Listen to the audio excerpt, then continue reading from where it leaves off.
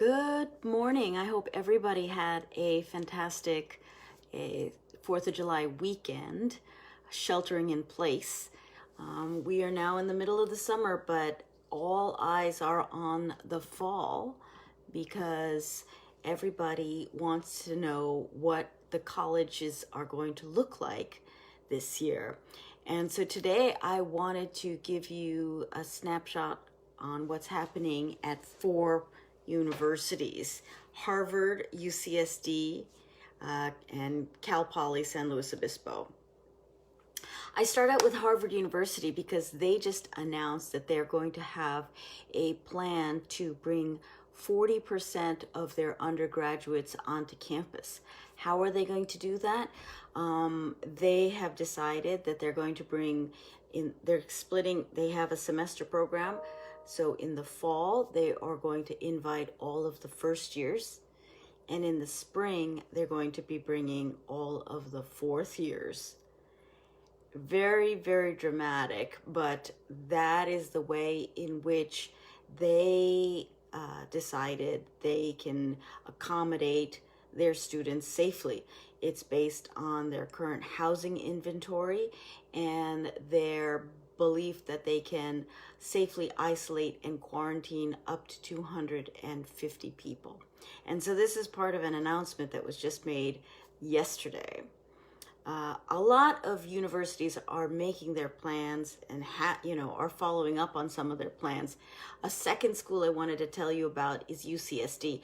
Out of all of the UC campuses, UC San Diego has been the most proactive, the most aggressive in terms of their plans for testing. And perhaps that's because they have the UC San Diego School of Medicine right there on campus.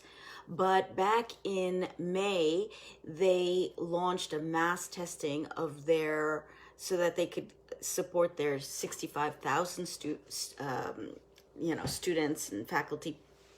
Phase 1, which was May 11th through 29th, involved self-testing of over 1,500 students. And this was self-testing with swabs and I think some saliva testing as well.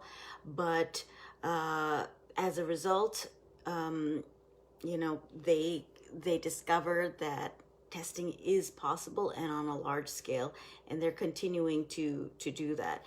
They also created isolation housing. They're ready with 330 rooms. They have plans for contact tracing as well. And at the end of May, they had 0 positive test results. So fantastic. If you want to see how the UCs, they're planning to be a model for the UCs and I think a model for the nations. They also plan to not have any classes, more than 40 students. All lectures are online, and older faculty are also given the option to teach online. So all of this was fantastic. This was part of their Return to Learn program, but I just checked the website this morning, and last week there were over 330 cases in San Diego. So we don't know how that is going to proceed. A lot of these colleges have a plan, but then based on the most recent events, they are backtracking as well.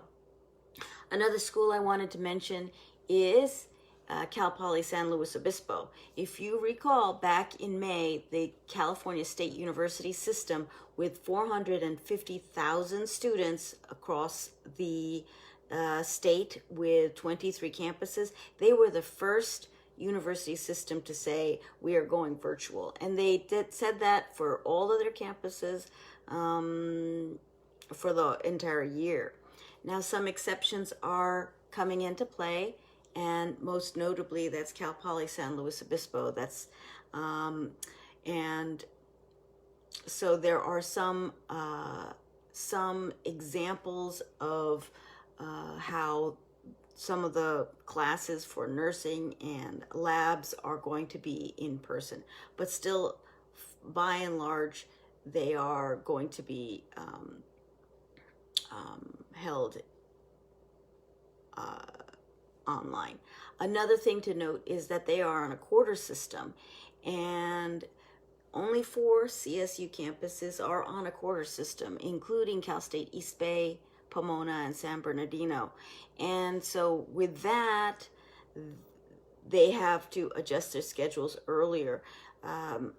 The in-class, anything that is in class is going to be held, will be ending before Thanksgiving. And that's another trend that I'm seeing with a lot of universities. They're adjusting the fall semester so that all classes, or including or excluding the final exams, are going to be completed before Thanksgiving, so that the students go home right at that period, and there's very little movement, or minimizing the movement of students and the flow during the holidays. So look, if you're interested, I encourage you to take a look at different campuses. Fourth school I wanted to highlight is University of Washington. Again, West Coast, based in Seattle. And yeah, that was where the initial outbreak started, right? In the Seattle area. But they looked like they were, things were calming down, certainly. But some disturbing news over the weekend. On July 3rd, there was an announcement by the Interfraternity Council that 117 residents were tested positive in 25 frat houses. And, just in the matter of 3 days, that number has gone up to 230. So almost double in just 3 days. This is, again, the holidays were just this weekend. So that could perhaps affect it. But you can take a look at all of the links. I'm going to put all of the links to these universities on the bottom of my website. The takeaway is that, everything is still fluid. Things are changing. And I think the universities are doing their best to support and keep their students safe. Faculty safe too. Faculty in many cases are older, and this are at higher risk. So we have to be mindful of that as well.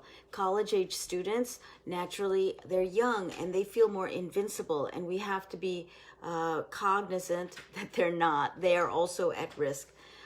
So all of us, we need to be vigilant, keep the masks on, and still stay safe. Thank you.